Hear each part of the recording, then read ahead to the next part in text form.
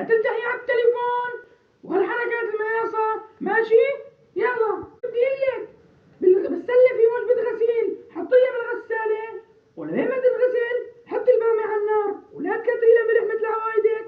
على كل حال أنا ما راح أتأخر، ماشي؟ وبس خلصتي بتحطي بتنشري الغسيل على البلكون وما بتتناوئي على الشارع مثل عوايدك. وبس خلصتي نشر الغسيل بتصفي البلكون بتخلصيها. يلا بدك شي؟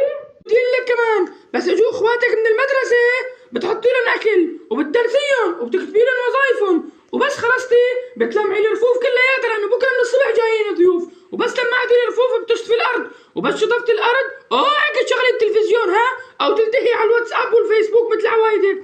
وبس خلصتي بيكون اجا ابوكي ولا قال لك على كل حال انا ما رح اتاخر.